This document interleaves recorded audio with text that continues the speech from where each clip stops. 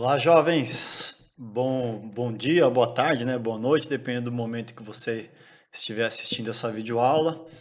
Mais uma vez, muito bem-vindos a essa aula de biologia voltada para o Enem, né? Bom, a primeira aula, meus caros, espero que tenha dado certo, né? Foi uma aula de bioenergética, uma aula bem densa, no qual nós passeamos por vários assuntos. E a aula de hoje não vai ser diferente, tá? É uma aula de zoologia, então a gente tem o estudo dos animais e fisiologia animal, notadamente fisiologia humana, né?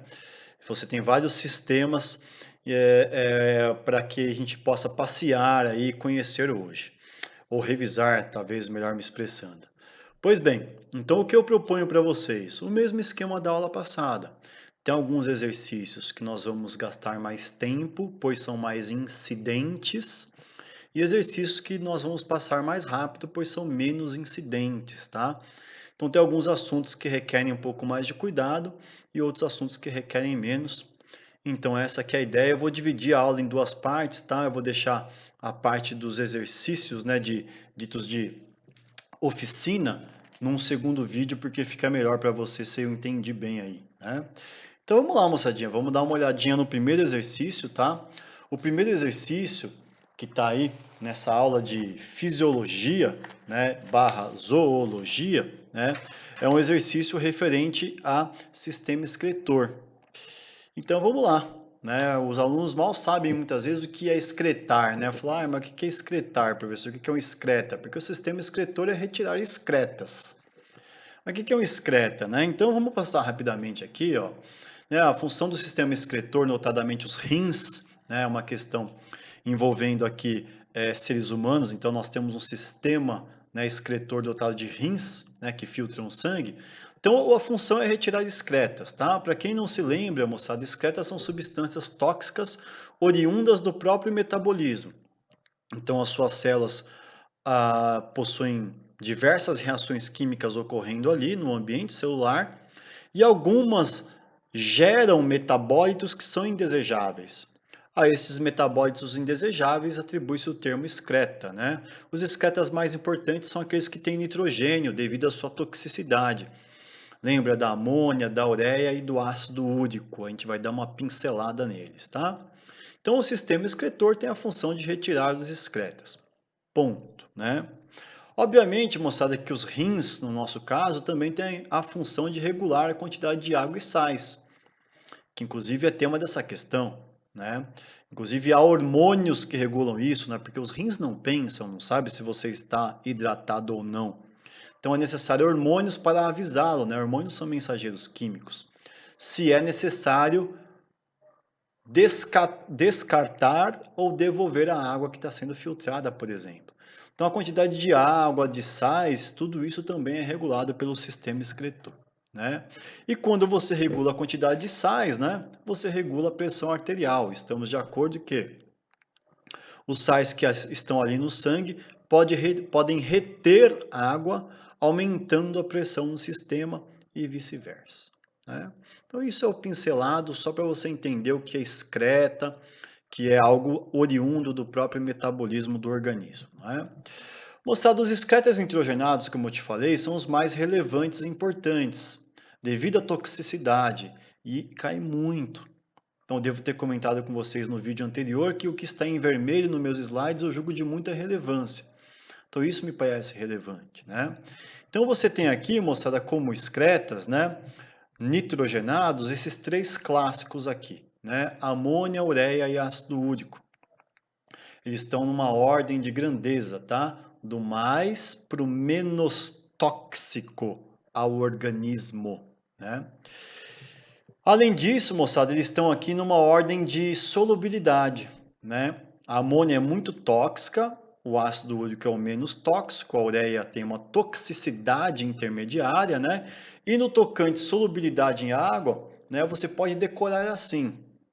É uma maneira de decorar, que a amônia, devido à sua toxicidade, é muito solúvel em água, né? Vamos colocar assim para diluí-la. Isso é mais para decorar, tá? Na verdade, a solubilidade da amônia tem a ver com a configuração da própria molécula, né? Então, moçada, o problema é o seguinte, né? A amônia é muito solúvel, muito tóxica. A ureia tem uma solubilidade e toxicidade intermediária. E o ácido úrico é muito pouco tóxico e é bem insolúvel, bem pouco solúvel em água, né? Então a ideia é o seguinte, quando você analisa os grupos de vertebrados, que é o que cai, você tem que associar o grupo de vertebrado a um excreto nitrogenado. Então você tem que entender que grupos de vertebrados que requerem economia de água vão excretar o quê? Ácido úrico. Vertebrados que não requerem uma grande economia de água vão excretar o que? Amônia. Porque quem joga amônia fora, joga água junto, porque a amônia é muito solúvel em água, carrega água. Então isso é muito importante você entender. Como o ácido úrico ele é pouco solúvel em água, quando você joga fora e se excreta, você joga somente e se excreta, a água não vem junto. Né? Essa que é a ideia. Pois bem, então aqui, moçada, me parece óbvio que os peixes vão excretar amônia, estão na água, não é um problema, né? Perder água pela excreção, né? Eles estão na água, água não é um problema para eles. Os peixes cartilaginosos, toma cuidado, pensa-se, ou a maior parte dos alunos pensa que eles estão ali excretando amônia, mas não, o peixe cartilaginoso excreta ureia, tá? Porque, enfim, você vai ver lá em invertebrados que peixe cartilaginoso, tubarões, raias e cações, eles armazenam um pouco de material nitrogenado dentro do corpo para terem uma concentração mais ou menos igual à da água. E aí eles acabam escolhendo, entre aspas, porque na verdade é um processo evolutivo, né? Ninguém escolhe, acabam sendo selecionada a ureia como excreto nitrogenado desses animais. Né? Você tem os anfíbios, é fácil de decorar, anfibio, vida dupla, não é nem amônia nem ácido úrico, está no meio. Né? E nós mamíferos também. Tá? Nós escolhemos excretar algo intermediário no tocante toxicidade e no tocante solubilidade. Já o ácido úrico, moçada, é o que mais economia de água traz, e aí você tem o clássico, né? Você tem os répteis e as aves, porque estes, principalmente os répteis, representam a conquista do ambiente terrestre, então eles têm que economizar muita água no processo de excreção e em outros processos também. Tranquilo? Moçadinha, no tocante rim, ou os rins, né, humanos, eu vou passar rapidinho, tá? Os rins são dois, estamos de acordo, e eles são compostos de pequenas unidades que se repetem. Essas unidades são chamadas de néfrons. Então imagine o seu rim como sendo vários néfrons. Eu vou te mostrar um néfron e aí você tem centenas deles nos seus rins. E eu vou te falar mais ou menos, né, não é uma aula de aprofundamento, é uma aula mais superficial para Enem, né, não, mas eu vou te contar como funcionam essas pequenas unidades de filtração. Tá? Então o néfron clássico é desse jeitão que está aparecendo na animação. Né? Você tem aqui, então, por exemplo, em vermelho, o sangue que aqui está chegando. Este sangue, moçada, está chegando via um vaso chamado arteríola, tá? Você tem as artérias, você tem a arteríola, que é um vaso de menor diâmetro. A gente chama esse vaso que está chegando de arteríola aferente. Então, o que você tem nesse sangue? Gases, nutrientes, água, sais, aminoácidos, glicose e excreta, que é o que você quer tirar. Então, moçada, a primeira parte aqui, né, e a arteríola aferente é a que chega, a arteríola eferente é a que está saindo do néfron, né, no qual já houve a filtração. Então, quais são as partes do néfron, que é esta unidade que aí está aparecendo, composta do vaso e do néfron propriamente dito, né? Moçada, a primeira parte do néfron é a cápsula renal. É isso aqui, ó. É aqui que ocorre a filtração. Então, o sangue está circulando aqui neste vaso sob alta pressão, tá? Aqui, né, a gente chama esse vaso aqui de aglomerado de vasos. O termo técnico é o glomérulo renal. Né? Então, o sangue chega sob alta pressão e percorre este emaranhado aqui, tá bom? De vasos que a gente chama de glomérulo renal, no qual o sangue circula sob alta pressão, né? No glomérulo renal, o vaso já está na forma ao nível de capilar. Tá? Capilar é o vaso mais fino que tem, de parede mais fina, daí o nome, né? Então você tem a arteríola aferente que se ramifica no glomérulo renal e o glomérulo renal já está na forma de capilar. O sangue aí circula sob alta pressão, tudo que é pequeno acaba escapando do glomérulo e caindo na cápsula renal. Então você vai ter a filtração de ureia, você vai ter a filtração de água, você vai ter a filtração de sais, vitaminas, aminoácidos, dois Azinhos e um S é aminoácido, glicose. Então tudo que tem um peso molecular baixo, é pequeno, escapa do glomérulo e cai na cápsula. Essencialmente é isso, né? Agora, de tudo isso que foi filtrado, o que você quer jogar fora é a ureia. Sais, vitaminas, aminoácidos e glicose seria legal devolver ao sangue, né?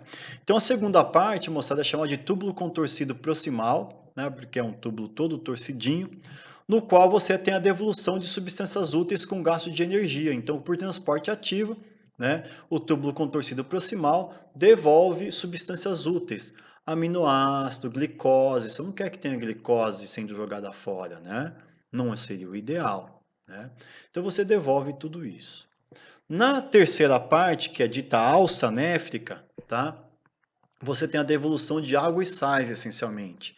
Água e sais, essa devolução se dá por meio de um mecanismo hormonal, que eu vou deixar para o final da aula de hoje, fique tranquilo, tá? Então a gente vai ver que há um hormônio que sugere aqui a alça néfrica que ela aumente, por exemplo, a permeabilidade dela à água.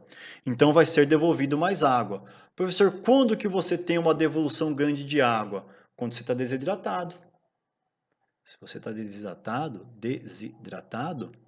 você quer devolver a água que você filtrou ao sangue.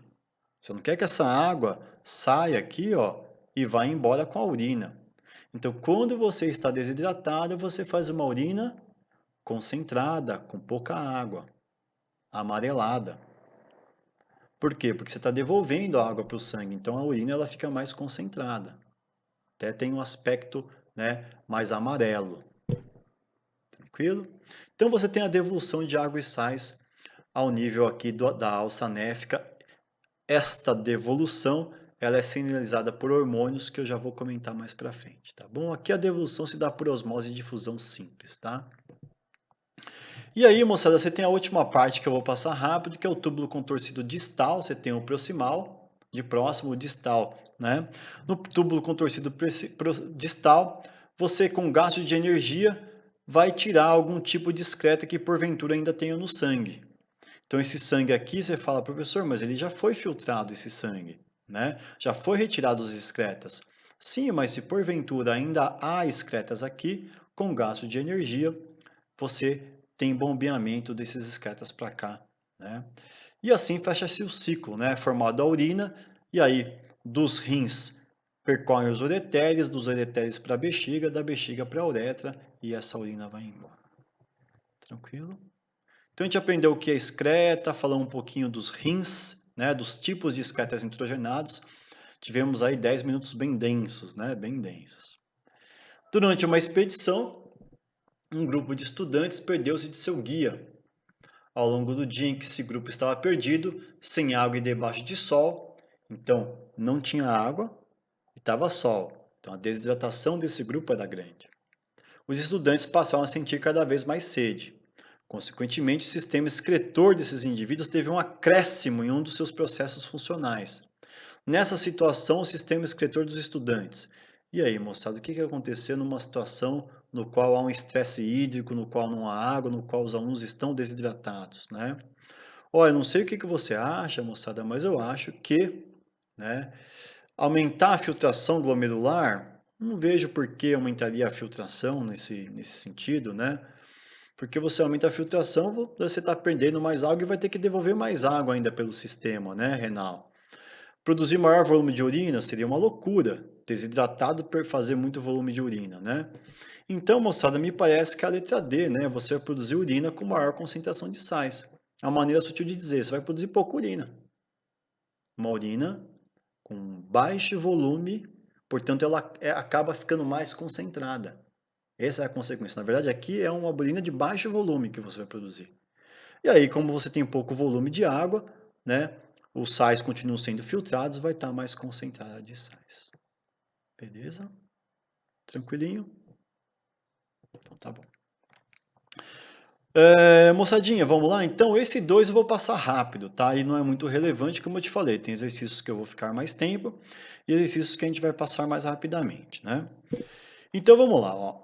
Para que todos os órgãos do corpo humano funcionem em boas condições, é necessário que a temperatura do corpo fique em 36 e 37, tá? Beleza. A gente está sabendo já disso, né?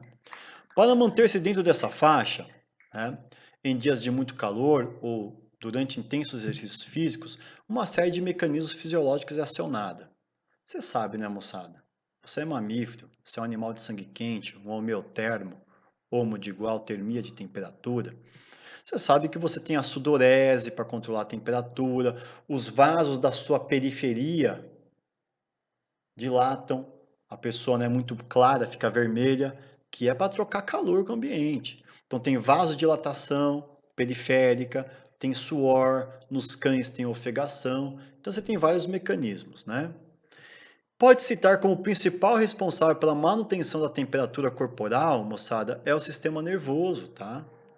Tá falando de sistema digestório, tá falando de sistema imune, que é defesa, sistema reprodutor. Talvez aqui endócrino poderia ser, mas ele fala que o endócrino, que é hormonal, fabrica anticorpo. Não, anticorpo é coisa do sistema imune. Então a melhor, moçada, sem dúvida alguma, quem percebe as coisas no organismo, né, a percepção, inclusive de a sua interação com o meio e a percepção interna também, a homeostase interna, o equilíbrio interno, é legal você saber essa palavra, tá? Homeostase é o equilíbrio interno. Quem percebe o equilíbrio interno é o sistema nervoso, que tem sensores, né?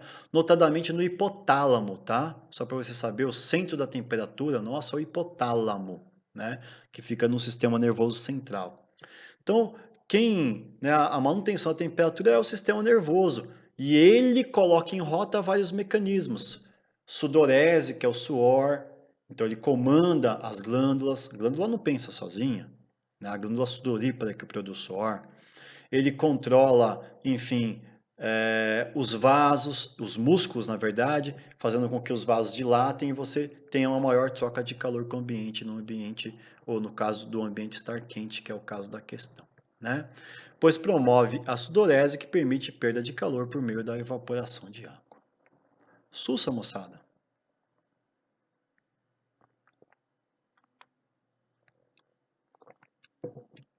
Acredito que sim.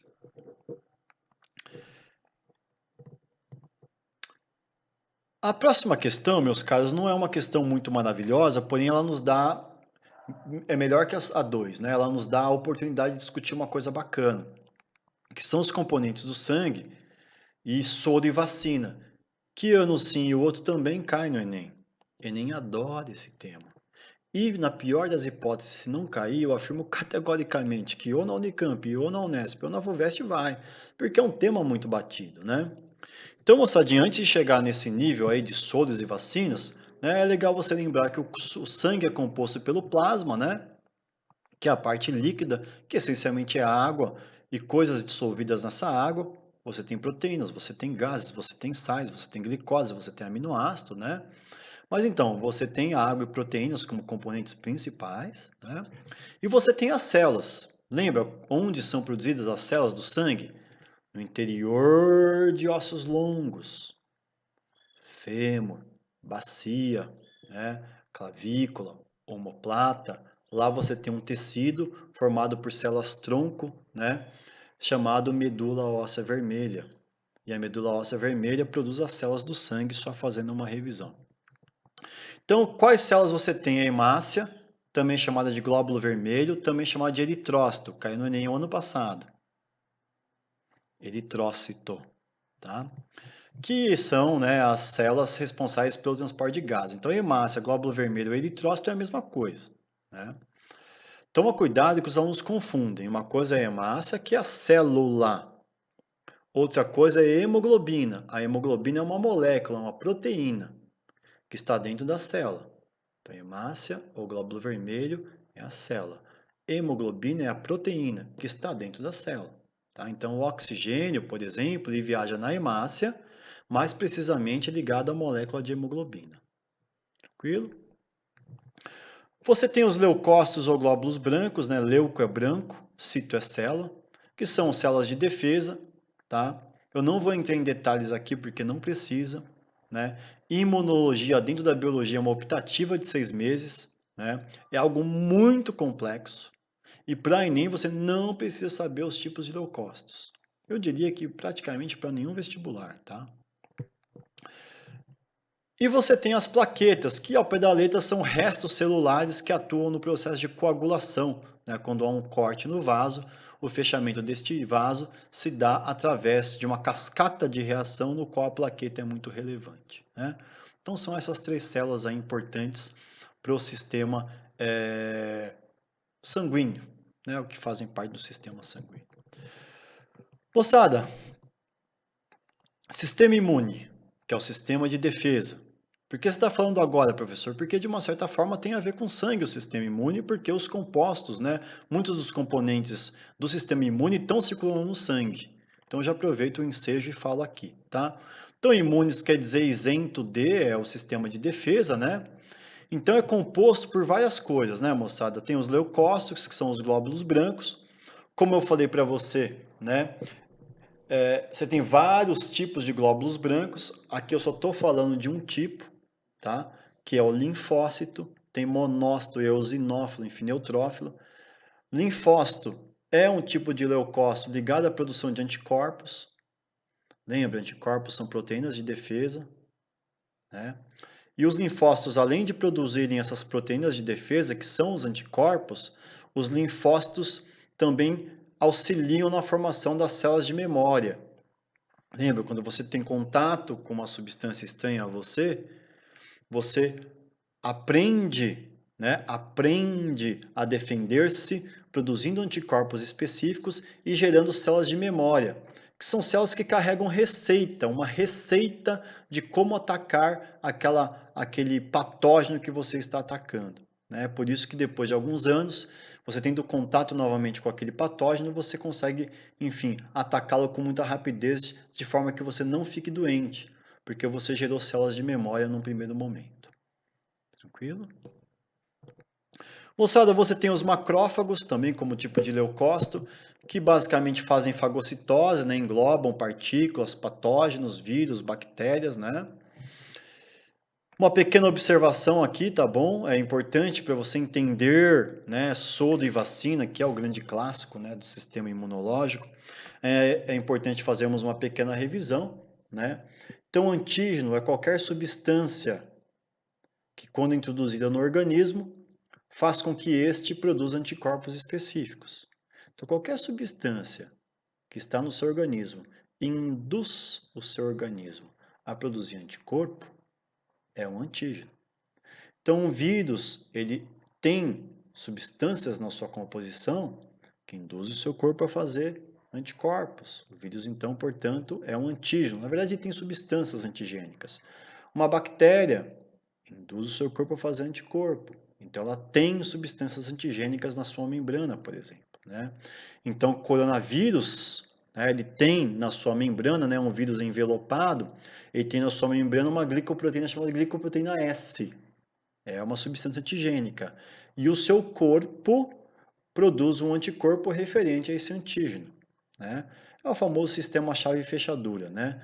Para cada chave há uma fechadura, ou vice-versa, para cada antígeno há um anticorpo específico que vai encaixar nele. Né? Os anticorpos são proteínas de defesa, né? Que encaixam no antígeno e, a grosso modo, né, sinalizam ao sistema imune que aquele organismo não pertence àquele lugar. Né? É como se o anticorpo fosse um sinalizador, tá? De maneira bem simplista. Né? Lembrando que anticorpo também é chamado de imunoglobulina. Tranquilo? Então, moçada, tendo em vista isso, né? Tá em vermelho aqui, você já entendeu, né? O que é o soro? O soro, moçada, é uma maneira de imunizar, só que é uma maneira passiva de imunização. Porque os soros já são os anticorpos prontos que serão injetados em você. Então aqui é uma medida passiva, por quê? Porque você não aprende a produzir anticorpo. Eles são injetados diretamente na pessoa. Ela não aprende a fazer a receita, ela não gera células de memória. Então, o soro é uma situação emergencial no qual você levou uma picada de cobra, por exemplo, e não dá tempo do seu corpo produzir anticorpos. Então, você tem que ter anticorpos prontos. Então, é uma imunização passiva, né? Na realidade, quem faz esses anticorpos são os cavalos, lá no Instituto Butantan, né? Eles têm uma fazenda, acho que em Sorocaba. Então, é injetado antígenos do veneno, né, a substância antigênica do veneno no cavalo, em doses crescentes e homeopáticas, e o cavalo, né, o corpo dele reage ao antígeno produzindo o quê? Anticorpo. Depois retira-se o sangue do cavalo, faz uma filtragem, e aí você tem os anticorpos prontos por ele, né? E aí, quando a pessoa toma uma picada de cobra, você injeta esse preparado de anticorpos diretamente, né? É uma imunização passiva, pois a pessoa não aprende a se defender, ela está recebendo os anticorpos prontos, né? Enfim, produzidos pelo cavalo aqui no caso. Quanto o soro, então, é uma imunização, é um processo de imunização passiva, né? Curativo, né? A vacina já é um processo, né, de imunização ativa. A vacina, moçada, é um processo preventivo. Por quê? Porque aí, no caso, a vacina é nada mais que antígenos atenuados. Então, por exemplo, o coronavírus. Você não vai injetar o coronavírus na pessoa que ela vai ficar doente. Então, você vai provavelmente escolher uma parte, uma porção da estrutura do coronavírus importante, por exemplo, a glicoproteína S. Você vai injetar na pessoa e a pessoa vai entender aquilo como sendo algo estranho e vai produzir anticorpos referentes a isso e as famosas células de memória. Então você vai aprender a se defender de forma que você vai aprender a fazer anticorpos e se você tiver a doença propriamente dita tempos depois, rapidamente você acaba resolvendo esse processo, tá bom? É um processo preventivo, né? O soro é um preparado de anticorpos, enquanto a vacina são antígenos mortos, atenuados ou fragmentos deste que vão ensinar o seu corpo a produzir anticorpos. Portanto, o processo ativo, que o seu corpo de fato ativamente o faz, é preventivo. Tranquilo? Moçada, eu vou passar aqui esse gráfico, eu vou direto aqui ao que interessa, tá? Então vamos lá. Eu não quero que fique muito longo também o vídeo, né?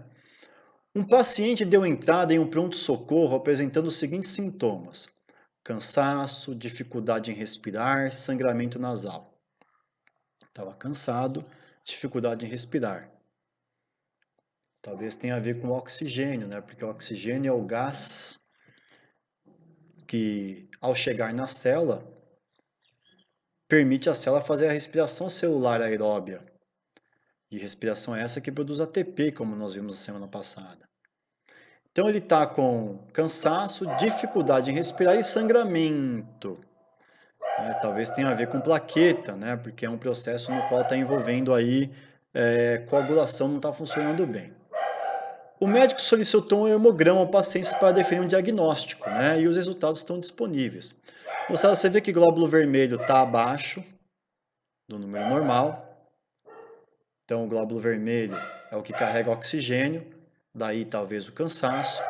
O glóbulo branco está dentro, então ele não tem nenhum processo infeccioso, nenhum patógeno atacando-o. E plaqueta está abaixo, daí o processo de sangramento, né?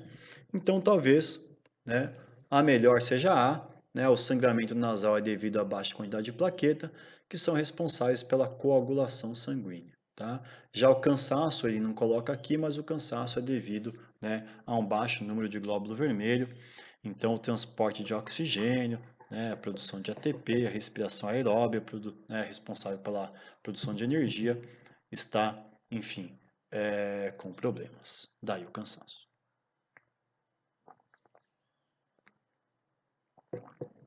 Tranquilos?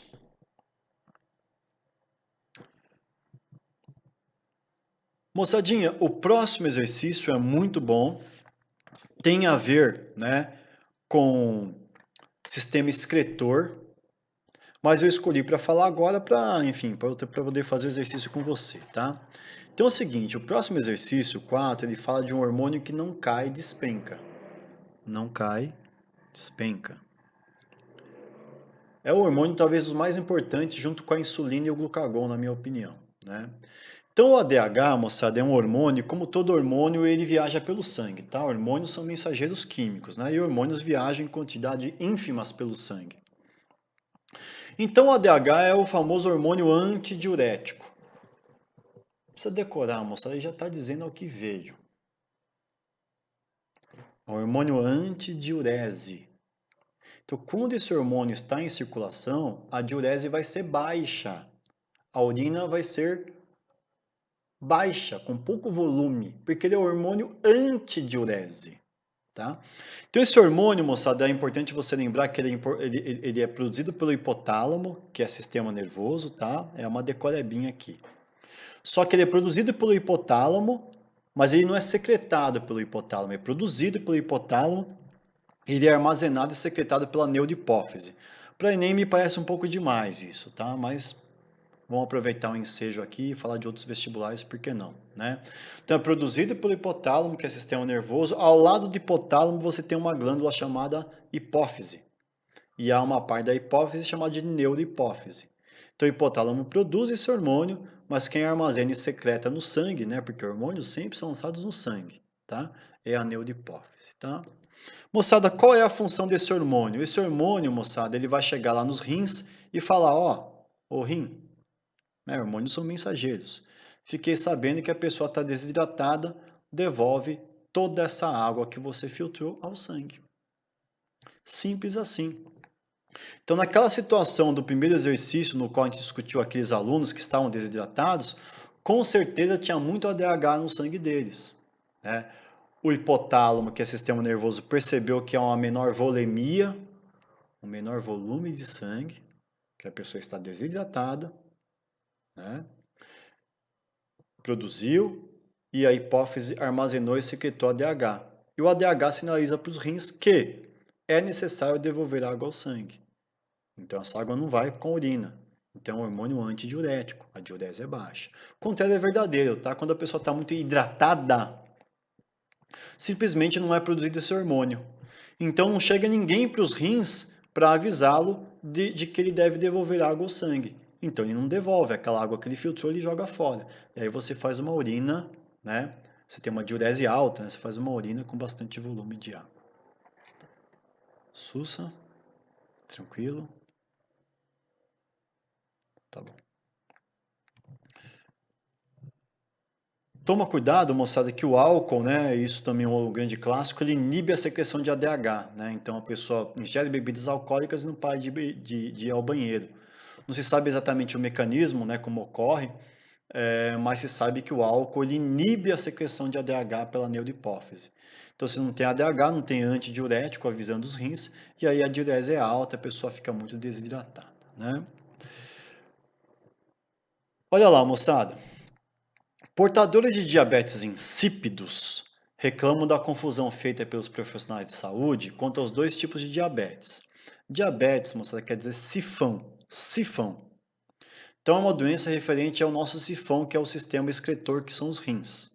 Então todo mundo acha que diabetes tem a ver com açúcar, mas você já vai ver que não. Eu vou explicar com calma, tá? Então você tem a diabetes mellitus, de melado, que aí tem a ver com açúcar, e a diabetes insípidos, né, de sem gosto. A diabetes insípidos é a menos conhecida e nada tem a ver com açúcar. Enquanto o primeiro está associado a níveis ou à ação da insulina, o segundo não está ligado à deficiência desse hormônio. O diabetes insípidos é caracterizado por um distúrbio na produção ou no funcionamento do hormônio antidiurético, né? O ADH. Então, insípidos tem a ver com ADH, tá? Não tem nada a ver com açúcar. Por isso o termo insípido, de sem gosto, né? Porque a diabetes mellitus, a urina da pessoa é adocicada. De tanto açúcar que tem no sangue, uma parte desse açúcar é descartado pela urina, né? Então é por isso o termo mellitus, melado, tem a ver com açúcar. Insípidos nada tem a ver, né? Tem a ver com ADH. Então ele vai explicar para você, ó, é caracterizada por um distúrbio na produção, né, de ADH, secretada pela neurohipófise para controlar a reabsorção de água. Tendo em vista o papel do ADH qual é o sintoma clássico de um paciente acometido por diabetes insípidos? Se o texto, né, está explicando bem e o está, a diabetes insípidos é um problema na produção de ADH. Se você não tem o antidiurético, a diurese vai ser elevada. Então, pessoas que têm diabetes... Opa, que pena, a minha animação aqui não apareceu.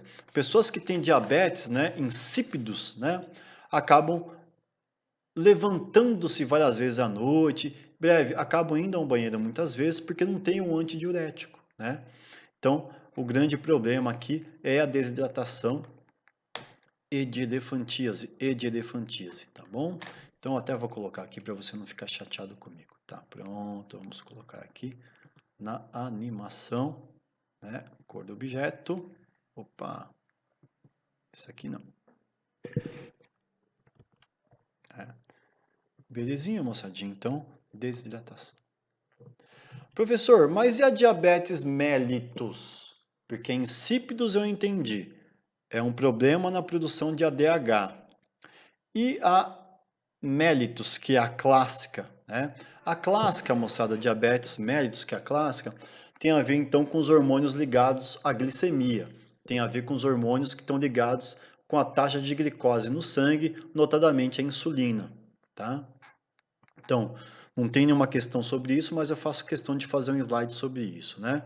Então, para você manter níveis de glicemia, níveis de glicose constantes no sangue, é necessário dois hormônios, tá? Um hormônio que aumenta a glicemia e um hormônio que diminui. E o balanço entre esses dois hormônios mantém a sua glicemia, vamos colocar assim, adequada numa faixa de normalidade. Moçada, a insulina é um hormônio produzido pelo pâncreas, tá? O pâncreas é um órgão simpático que está embaixo do estômago. Para quem gosta de coisas mais técnicas, as células do pâncreas que produzem insulina chamam de células beta, tá? E a insulina, como qualquer hormônio, leva uma mensagem. Qual é? Diminuição da taxa de açúcar no sangue. Glicemia é taxa de glicose no sangue. Então, depois que você come, a taxa de açúcar no sangue aumenta. A glicemia aumenta. Você comeu, digeriu, esse açúcar está sendo distribuído. Então, o pâncreas fica sabendo, produz insulina, que vai diminuir essa glicemia. Mas, professor, esse açúcar foi para onde? Esse açúcar foi para as células, tá bom? Então, o grande lance, moçadinha, da insulina, por que que ela é capaz... Opa, deixa eu ligar meu apontador. Por que que a insulina é capaz de diminuir a taxa de açúcar no sangue depois de uma refeição? Porque a insulina permite a entrada dessa glicose nas células. Então, é como se a insulina fosse a chave de entrada da glicose nas células. Por isso que a gente brinca que o diabético jejua na fartura, o diabético mellitus tradicional, né, de açúcar, porque ele não produz insulina. Então tem açúcar em volta da célula, mas o açúcar não consegue entrar. Agora, se você tem um hormônio que diminui a glicemia, moçada, esse hormônio não tem a ver com o diabetes, tá? Mas eu vou falar aqui para a gente finalizar o tema glicemia, que é produzido pelas células alfa, né, do pâncreas. Então aqui você tem uma elevação da glicemia. O que o glucagon faz? O inverso da insulina. Então você está um longo tempo de jejum. Por que sua glicemia não cai muito? Porque o pâncreas produz glucagon e o glucagon permite que a insulina se eleve. Como? Olha, o nosso açúcar de reserva, moçada, é o glicogênio, lembra? Então quando o açúcar entra nas células, inclusive do fígado, por meio da insulina, parte desse açúcar vira glucagon, que é o nosso açúcar de reserva. Desculpa, glicogênio, que é o nosso açúcar de reserva. E fica estocado lá. Então, glicogênio é o nosso estoque de açúcar, que tem no músculo, mas notadamente no fígado. Então, quando você está um longo tempo de jejum e é necessário elevar a glicemia, o glucagon bate lá na porta do fígado e fala, ó, precisamos pegar uma parte desse glicogênio aí. Então, o glucagon eleva a glicemia, moçada, permitindo a quebra do glicogênio hepático, do fígado. E esse glicogênio vai para o sangue, elevando a glicemia. Então, esses dois hormônios atuam de maneira antagônica e, dependendo do momento do dia, você tem mais um ou outro, né? Dependendo do seu estado nutricional e de alimentação. Tranquilo? Portanto, enquanto a diabetes insípidos tem a ver com ADH, a mellitus de melado tem a ver com insulina, tá? Então, a diabetes mellitus, moçada, né, a gente até brinca, é jejuar no meio da fartura, né? Porque tem açúcar, o cara tá comendo. Só que não tem insulina, que é a chave para o açúcar entrar na célula. Então a glicemia da pessoa fica sempre muito elevada e passa a ter muita glicose no sangue, o que dá problema de pressão, né? O problema de diabetes é pressão. Muito açúcar no sangue, o açúcar é uma substância osmoticamente ativa. Então o açúcar ele retém água. Então a pressão dentro dos capilares, dentro dos vasos é aumentada, e isso é um problema, né? Tem dois tipos de diabetes mellitus, tá? Todas que têm a ver, obviamente, com açúcar, daí o termo melado, né? Você tem a diabetes do tipo 1, tá? O juvenil, que é a mais clássica, tem um componente genético muito grande, não que não tenha um componente ambiental, tá? Que é uma menor produção de insulina. Então tem um problema no pâncreas, que leva a uma menor produção de insulina, o que não é um grande problema, a pessoa injeta insulina, portanto. E tem a diabetes do tipo 2, né? Que é a tardia. Tardia porque ela realmente vem mais tarde, né? A partir dos 30, 35 anos. Essa daqui, moçada, ela é mais problemática e essa daqui é uma resistência do corpo à insulina. Então são pessoas que têm hábitos de alimentares muito ruins, né? Se você pegar, por exemplo, um pedaço, né, de uma bomba de chocolate, o médico chama de alimento concentrado. A quantidade de açúcar aqui é exorbitante, é muito grande. Então, o que, que o corpo responde a esta concentração de açúcar muito grande? Produz muita insulina. E aí, isso ao longo de muitos anos, o corpo desenvolve uma espécie de resistência à insulina. E aí passa a ser um problema, né? O diabético do tipo 2, né, mellitus do tipo 2, tem que ter toda uma dieta, né, tem que ter remédios, a vida da pessoa muda bastante, já é uma doença mais chata de cuidar, né? O aspecto bom, entre aspas, é que ela é facilmente evitável, né? Desde que você tenha bons hábitos alimentares, exercício físico, né? Para não ter essa produção de insulina muito grande aí devido a uma alimentação muito rica em açúcar. Tranquilo? Então, moçadinha, né, você tem aqui, o que, que nós temos aqui? Ah, isso aqui já é o próximo exercício, né? Então, você tem aqui, né, esse exercício aqui envolvendo, né, a glicemia, né, envolvendo a glicemia, né, envolvendo, né, o ADH que nós acabamos de fazer, o exercício 4. E aí eu aproveitei o ensejo para falar um pouquinho de diabetes. Tranquilo? O último exercício, moçada, a gente vai ficar um tempo nele, porque eu vou fazer uma loucura o próximo exercício, tá? O próximo exercício, que é o exercício 5 da PUCamp, é um exercício de zoologia. Então eu vou resumir zoologia para vocês em 10 minutos, 10, 15 minutos. Eu acho que vale a pena. Modéstia à parte, eu acho que eu consigo resumir bem em 10, 15 minutos, porque o que tenha caído de zoologia nos vestibulares, inclusive no Enem, é claro, né? É o contexto evolutivo da coisa, né? Então você tem um cladograma aqui, acredito que você saiba interpretar esse tipo de gráfico, né? Então o tempo está passando aqui, ó, nesse eixo e nesse eixo aqui, tá? Breve, o tempo está passando aqui, ó, tá?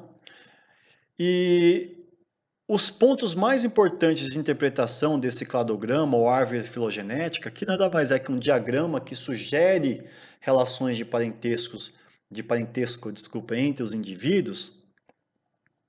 A beleza disso aqui, né, tá nos nós. Nós são pontos de intersecção de reta, né? Então são pontos aqui, ó, né? Por exemplo, aqui, aqui. O que que indica um nó? Indica que tem alguém aqui, que não diz quem é, que é ancestral comum aos ramos que daí partem.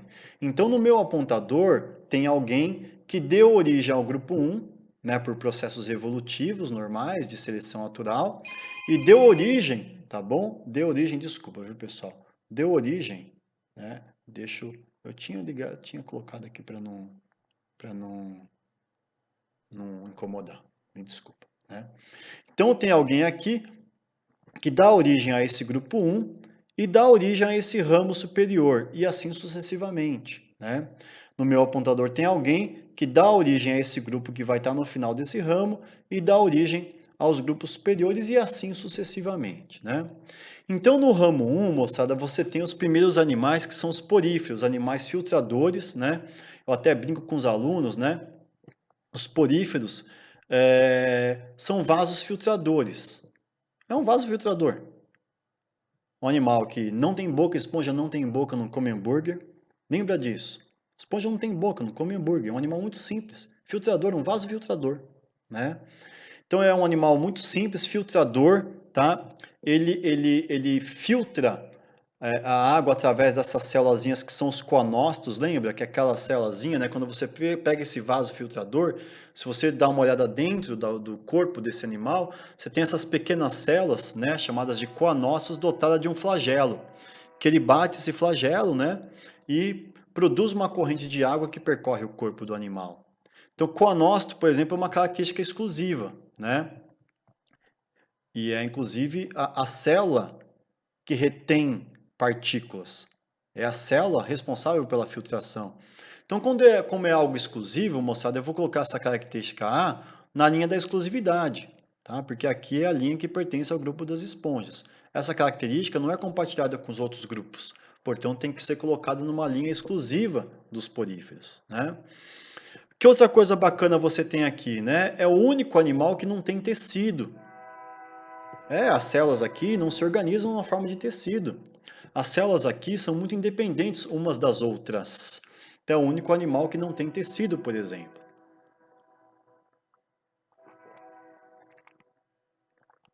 Isso é uma particularidade. Então, assim, o que eu estou querendo falar para vocês é só te contar pequenas particularidades e novidades evolutivas de um grupo para o outro, né?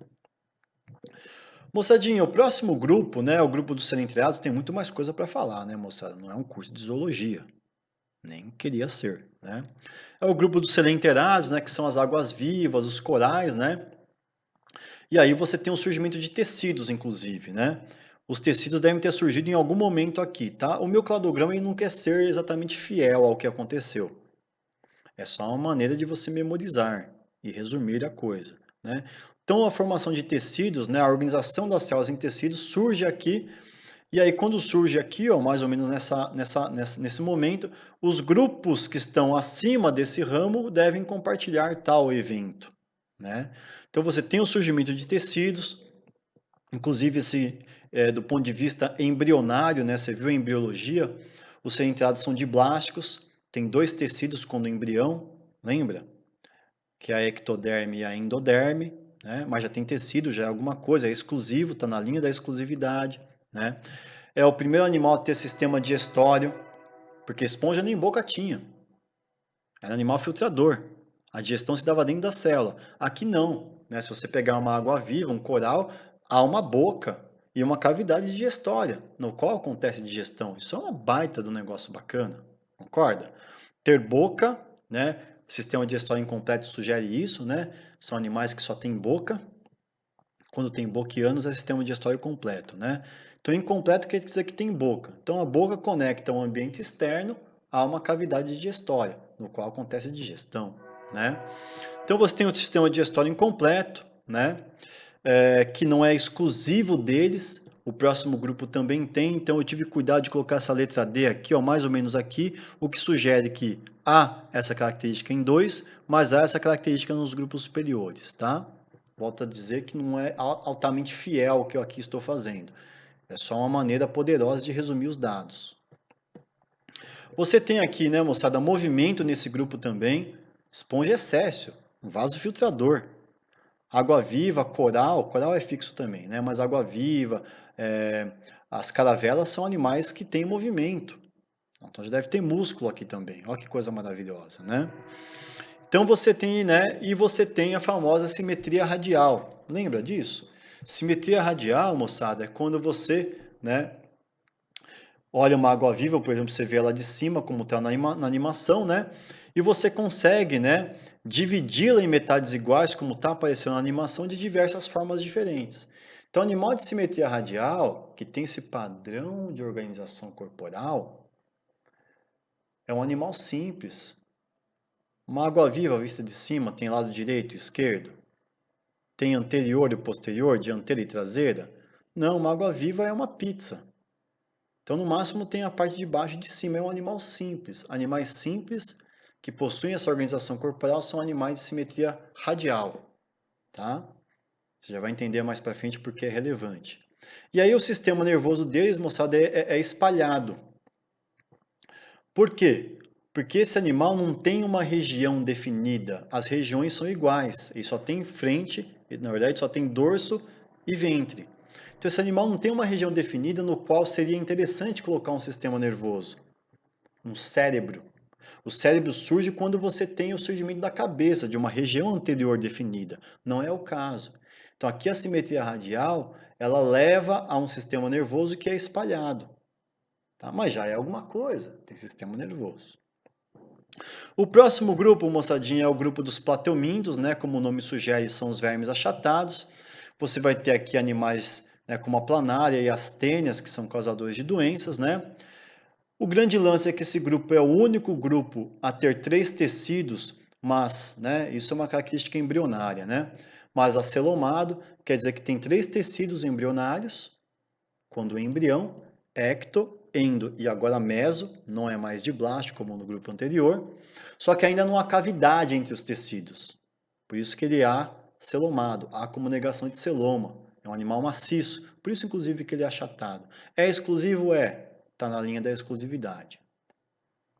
Outra coisa bacana é que esse grupo tem simetria bilateral. Então aqui que o bicho pega, moçada, é talvez uma das coisas que surgiram nos grupos animais mais espetacular. A partir desse grupo, você tem aqui, por exemplo, uma planária que, vista de cima, só tem uma única maneira de dividir em metades iguais. Não tem diversas maneiras. Tem uma única maneira. Esse animal é muito complexo, querido, meus caros. Ele tem lado direito e esquerdo, igual você, tem dianteira e traseira, tem ventre e dorso. Então, a partir desse animal, você tem uma região anterior definida, uma dianteira definida. Se é a região anterior que entra em contato com o ambiente, por que não colocar o sistema nervoso lá? Aglomerar esse sistema nervoso lá, já que é o sistema nervoso que percebe as coisas. Então, moçada, a simetria bilateral, ela leva a uma conquista muito importante por parte dos animais, que é a cefalização. Quem tem simetria bilateral tem região anterior, região esta que entra em contato com o ambiente. Portanto, no ponto de vista do processo evolutivo, esses animais começaram a sofrer uma aglomeração de células nervosas na região anterior, é a formação de um cérebro, chamado de cefalização, o que foi obviamente selecionado porque é vantajoso. Então, esse animal é o primeiro a ter o início de um cérebro. Há esse processo de aglomerar células nervosas na região anterior, para quem tem região anterior, né? Chama-se cefalização, que começa com o plateuminto e termina com você que é altamente cefalizado. Tá? A cefalização não é exclusiva deles, surgiu nestes e é compartilhada pelos demais, por isso que eu organizei aqui, tá bom? O meu slide dessa forma, você vê que a letra H está na linha do compartilhamento e não da exclusividade. Moçadinha, né, você tem como decoreba, tá, uma célulazinha aqui responsável pela excreção, que é a célula flama, é o primeiro animal a ter uma célula especializada em excretar, em tirar excretas, lembra dos excretas, né? Depois, moçada, tem muita questão envolvendo plateuminto versus nemateumintos, tá? Plat é achatado, nema é cilíndrico. Então, quem é o mais complexo? O nemateuminto. Porque plateuminto era triblástico acelomado. Aqui é triblástico pseudocelomado. Então, do ponto de vista embrionário, tem 3 tecidos também, triblástico, mas já tem uma cavidade embrionária dita pseudoceloma, né? Ponto. Outra coisa importante, então 1 a 0, é que esse grupo aqui, né, então o J está na linha da exclusividade, tem tubo digestório completo, tem boca e ânus, né? Esse grupo então tem boca e ânus, tubo digestório completo, e no caso isso é muito importante, muito relevante, porque quem tem boca e ânus, o alimento segue num sentido só. Lembra que o grupo anterior manteve, plateuminto mantinha o tubo digestório incompleto, né? Adquirido pelos selenterados. O tubo digestório aqui é completo, ou seja, tem boca e ânus, o alimento segue no sentido só, não é necessário você acabar de comer para comer novamente. Quem tem boca tem que comer, digerir, gerar as fezes, joga fora e aí que vai comer. Quem tem tubo digestório completo, o alimento segue num sentido só, a alimentação é mais frequente, isso é mais eficiente, tá? Então são essas duas grandes novidades evolutivas, você está vendo nos meus slides que tudo que está em vermelho é relevante, né? São questões importantes para o vestibular. E aí, né, moçada, enquanto o plateuminto tinha células flama como excreção, aqui a gente chama de células H, tá, como excreção. Mas é basicamente o mesmo processo de excreção, né? Depois de nemateuminto, moçada, você tem, né, molusco, que são os animais de corpo mole, né? Que tem duas conchas, são as ostras, que tem uma concha só é o caracol e a lula não tem concha, né? Então a gente chama de bivalve, lembra? Gastrópode, ó, meu apontador, e cefalópode. Pois bem, qual que é a grande novidade desse grupo? Né? Esse é o primeiro grupo a ser triblástico celomado. Não é exclusivo deles, tá? É algo que ele compartilha com os demais. Né? Então deve ter surgido onde eu estou colocando aí, mas você não precisa se preocupar com isso. Não há certeza, inclusive, do aparecimento das estruturas em que momento. Isso é uma maneira de resumir o processo. E aí, moçada, você fala que o celoma, né, então tem 3 tecidos com o embrião e o celoma é uma cavidade embrionária muito ampla. Sua cavidade pericárdica, sua cavidade torácica, sua cavidade abdominal são cavidades celômicas ou derivadas da cavidade celômica. São cavidades no qual você aloja seus órgãos. Então são cavidades muito importantes, né, do ponto de vista de armazenar órgãos, né? Essa que é a ideia. Pois bem, por ter celoma, ou por terem celoma, né, que é uma cavidade ampla embrionária, podem ter espaço para alojar órgãos. Então é o primeiro animal a ter órgãos. Olha que consequência bacana. Peraí, professor, me perdi. O fato de você ter celoma quando embrião, que é uma cavidade embrionária, possibilitou o aparecimento de órgãos, uma vez que tem local para alojá-los. Então você passa a ter nesse grupo um sistema respiratório verdadeiramente falando. Você tem animais aqui que respiram por brancas, você tem animais aqui que respiram por pulmão. É um órgão. E os anteriores? Os anteriores respiravam por difusão. Aqui não há um órgão respiratório, aqui há verdadeiramente um sistema circulatório, aqui há verdadeiramente um sistema excretor dotado de rins primitivos que a gente chama de nefrídeos. Mas o que eu estou querendo chamar a atenção é que esse grupo é o primeiro grupo animal a ter celoma. Portanto, quem tem celoma passa a ter vários órgãos que você não tinha antes. Beleza? Uma pequena decoreba, moçada, para você colocar aqui na linha da exclusividade é a rádula, né? A rádula é uma língua raspadora que você tem na maioria dos moluscos. Imagina uma língua, igual a sua, dotada de centenas de pequenos dentes que são lançados para fora e ele usa para triturar. Então, todos os moluscos possuem rádula, praticamente todos, menos os moluscos filtradores, tá? Que são as ostras, mariscos, mexilhões, que aí, como filtram a água, não requerem uma língua raspadora, né? Então toma cuidado com isso. Tranquilo? Anelídeo, moçada, que são as minhocas, né, sanguessugas, né, e os poliquetos, que são anelídeos marinhos, né? Tem praticamente nenhuma novidade aqui, tá? Então, assim, de anelídeo que pode cair no vestibular, né, é que eles têm segmentação. Então vai aparecer um asterisco e vai aparecer um asterisco aqui, ó.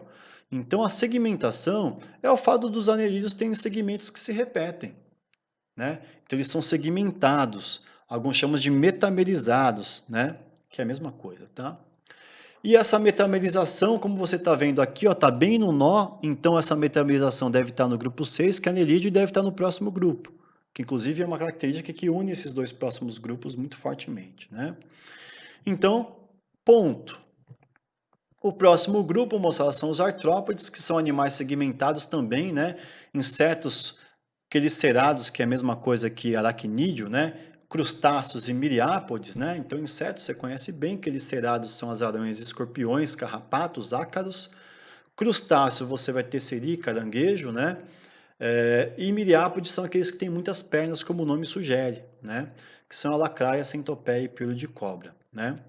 E eles são segmentados, tá? Se você pegar um inseto e virá-lo de cabeça para baixo, você vai ver que tem uma segmentação no abdômen, por exemplo, né? Pois bem, por que a artrópode é tão bem sucedido, né? Então, na linha da exclusividade, ó, Moçada, eles têm um negócio espetacular, né? É um tanque de guerra ambulante. Eles têm um esqueleto externo, rígido, de quitina, que é um açúcar. E você sabe, né, só aproveitando o ensejo, que para poder crescer ele troca de esqueleto. Então ele se liberta daquele esqueleto antigo, enquanto o novo não está pronto, né? Ainda está meio mole, ele experimenta um rápido crescimento naqueles momentos, né? Então você tem aqui um exoesqueleto de quitina como exclusividade e toma cuidado, tá? Tem a famosa respiração traqueal de insetos. Você lembra como é que é? Respiração traqueal é o seguinte, você pegar um inseto, que é um artrópode, você vai ver na lateral dele inúmeros furos, desses furos saem canais, que são as traqueias. Então, esse sistema traqueal de respiração é um sistema de canais que leva o ar, no caso o oxigênio, diretamente para as células. Então, é um sistema respiratório 2 em 1, que obtém o gás, como todo sistema respiratório, e distribui o gás. Porque ele capta e, através do canal, o gás vai direto para a célula, sem depender do sistema circulatório. É uma puta de uma jogada. É um sistema respiratório 2 em 1. Né? Moçada, equinodermo, quando cai, você tem que saber só quem são, né? São os animais ligados ao mar, então estrela do mar, pepino do mar, tudo tá até no nome popular tem mar, né? Bolacha da praia. Acho que é uma coisa legal de você saber que, como exclusividade, eles têm um sistema ambulacral, lembra? Que é um sistema de vasos internos por onde circula a água do mar. Então a água entra por um poro, circula por esses vasos e preenche pequenos pés, né? Pés ditos ambulacrais e pés através dos quais ele se locomove, né? Tem um sisteminha de canais preenchidos por água do mar, né? Tem a famosa simetria radial secundária, tá bom? Quer dizer o seguinte, né? Equinodermo tem fase larval e tem fase adulta. A larva de equinodermo tem simetria bilateral. Quando a larva se metamorfoseia e vira um adulto, você passa a ter uma simetria radial no adulto, que, né, portanto, é uma simetria radial que vem depois, portanto, dita secundária, né? Caiu na FUVEST aí. Né? Por que é secundária? Porque vem depois. A larva vem antes, tem simetria bilateral. O adulto tem simetria radial, dito secundária, pois vem depois. Tranquilo? E é isso, moçada. Eu acho que encerrei aqui, né? Eles são deuterostômios, né? Do ponto de vista de decoreba e de vestibular. Equinodermo, tá vendo que apareceu no nó aí a animação, né? Equinodermo e cordado, que é o nosso grupo, tem um parentesco em comum direto, porque nós cordados e os equinodermos somos deuterostômios. É uma característica embrionária, lembra?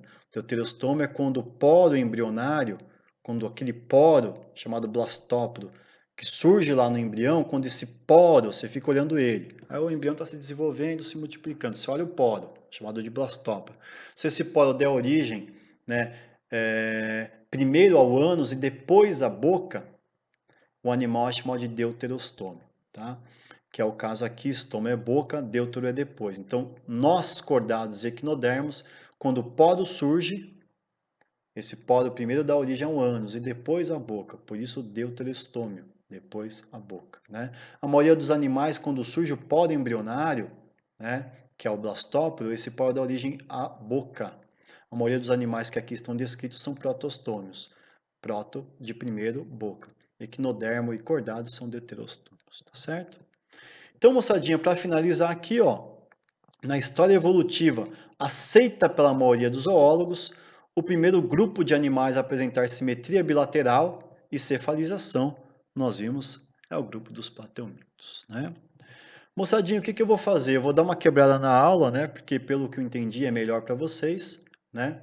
Então eu vou gravar um outro vídeo para a gente passar pela oficina, mas estou satisfeito. Foi uma aula densa aí de 1h10 praticamente, que eu estou cronometrando, né?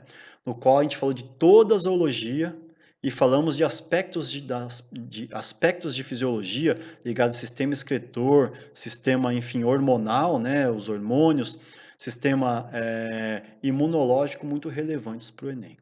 Espero que vocês tenham gostado, né? Eu entro daqui a pouco para falar da oficina, a gente discutir alguns aspectos aí que estão faltando, mas são exercícios mais simples, do qual eu vou passar mais rapidamente.